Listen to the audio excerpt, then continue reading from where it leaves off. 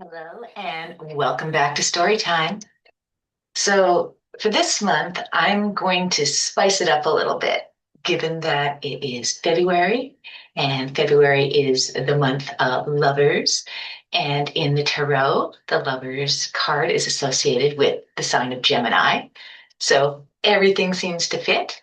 So, with that in mind, our next story is called California Clyde and the Trip to Sonoma. I've always had Clydes in my life. I've always had Clydes in my life, starting with Warren, the little boy who lived next door to me when I was 4 years old. One spring day, we ran away together on our big wheels and ended up across town playing with some little girls we met on the street. The little girl's mom came out of their house and asked me for my mom's name and phone number. She called her and let her know where we were.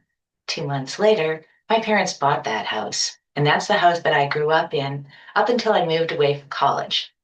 And Warren's parents moved in 2 houses down from us. Warren moved away when I was 10 or 11 years old, and several Clydes followed after that. The circumstances under which I met each of the subsequent Clydes varied. Some were dudes from my hometown. Others were dudes visiting from out of town, since I grew up near a resort area just east of Vancouver in Canada. Lots of people from around the world come to visit, especially in the summertime. I also traveled a lot for sports, for school events, and to visit family and friends from all over. So I met quite a few Clydes during my travels as well. The key commonality is that they all were my metaphorical partners in crime, the Clyde Barrow to my Bonnie Parker. I remember my Clyde adventures fondly. Most of them were platonic relationships. They were simply crazy dudes who matched my energy and my Sag rising thirst for adventure. But as I got older, some of them were not strictly platonic or not at all platonic. Those were the most fun Clyde relationships of all. My relationship with my California Clyde, aka my Gemini twin, fell into that latter category. One of the best things about California Clyde was that he was always down for an adventure. I'd be saying, "Do you want to?" And he'd already be saying, "Let's go," before I even had a chance to finish my sentence.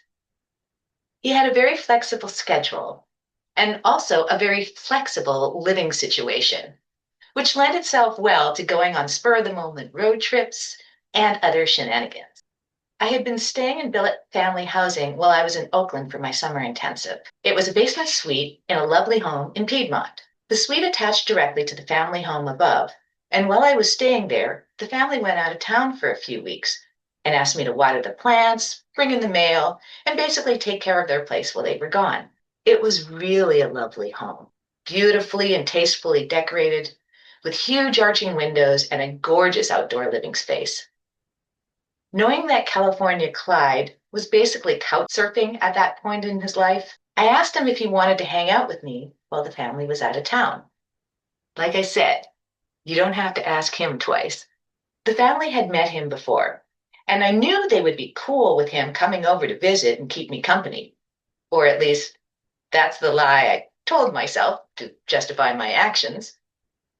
But they never ended up finding out, and so, no harm, no foul. I was a bit concerned, however, about him walking around the neighborhood by himself. And so I met up with him at the bar and we walked over together. He was grinning from ear to ear and was full of energy. I knew we were in for a good time.